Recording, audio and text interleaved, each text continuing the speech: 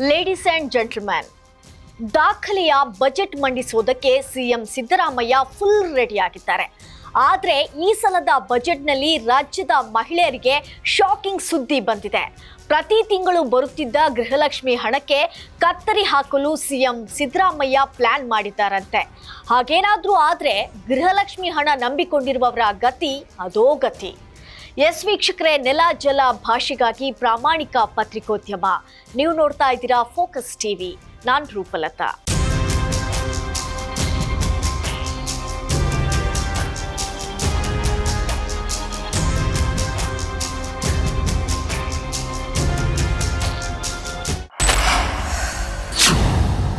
CM Siddaramaiah ನಾಳೆ ದಾಖಲೆಯ 17ನೇ budget ಮಂಡನೆಗೆ ಒಂದು ದಿನ ಬಾಕಿ ಇದೆ. ಅದಾಗಲೇ ಬಜೆಟ್ ಮೇಲೆ ಎಲ್ಲರ ಕಣ್ಣು ನೆಟ್ಟಿದೆ. ಈ ಬಾರಿಯ ಬಜೆಟ್ನಲ್ಲಿ ಯಾರಿಗೆಲ್ಲ ಖುಷಿ ಸುದ್ದಿ ಇರುತ್ತೆ ಅನ್ನೋದಕ್ಕೂ ಮೊದಲು ಮಹಿಳೆಯರಿಗಂತೂ ಬ್ಯಾಡ್ ನ್ಯೂಸ್ ಇದೆ. ಬಜೆಟ್ನಲ್ಲಿ ಗೃಹಲಕ್ಷ್ಮಿ ಕಾಸಿಗೆ ಕತ್ತರಿ ಹಾಕಲು ಸಿಎಂ ಸಿದ್ದರಾಮಯ್ಯ ಲೆಕ್ಕಾಚಾರ ಹಾಕಿದ್ದಾರೆ ಎನ್ನಲಾಗಿದೆ. ಈಗಾಗಲೇ ಗೃಹಲಕ್ಷ್ಮಿ ಸ್ಕೀಮ್ನಿಂದ ರಾಜ್ಯ ಸರ್ಕಾರಕ್ಕೆ ಭಾರೀ ಸಂಕಷ್ಟ ಎದುರಾಗಿದೆ. ರಾಜ್ಯ ಸರ್ಕಾರದ ಖಜಾನೆಯಿಂದ ಪ್ರತಿ ವರ್ಷ 52,000 ಕೋಟಿ ಗೃಹಲಕ್ಷ್ಮಿ ಯೋಜನೆಗಾಗಿ ಮೀಸಲಿಡಬೇಕಿದೆ.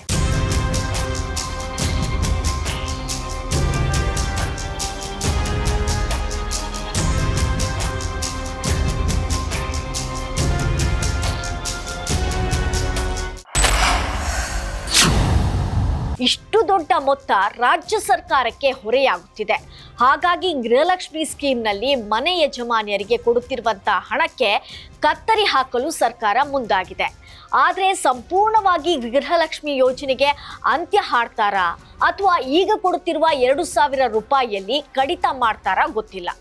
ಆದರೆ ಬಜೆಟ್ನಲ್ಲಿ ಗೃಹಲಕ್ಷ್ಮಿ ಹಣಕ್ಕೆ ಬ್ರೇಕ್ ಬೀಳುತ್ತೆ ಅನ್ನೋ ಸುದ್ದಿಗಳೇ ಎಲ್ಲೆಡೆ ಓಡಾಡ್ತಾ ಇದೆ. ಹಾಗೇನಾದ್ರೂ ಗೃಹಲಕ್ಷ್ಮಿ ಹಣಕ್ಕೆ ಕತ್ತರಿ ಬಿದ್ದರೆ ಅದೇ ಹಣ ನಂಬಿಕೊಂಡಿರುವಂಥ ಮಹಿಳೆಯರಿಗೆ ಸಂಕಷ್ಟ ಎದುರಾಗುವುದಂತೂ ಖಚಿತ.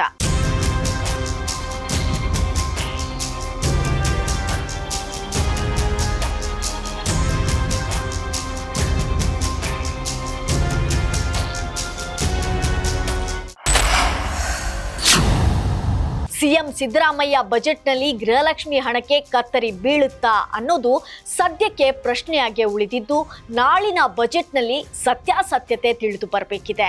ಇದು ಈ ಹೊತ್ತಿನ ವಿಶೇಷ ವರದಿ. ನೆಲ ಜಲ ಭಾಷೆಗಾಗಿ ನೋಡ್ತಾ ಇರಿ ಫೋಕಸ್ ಟಿವಿ.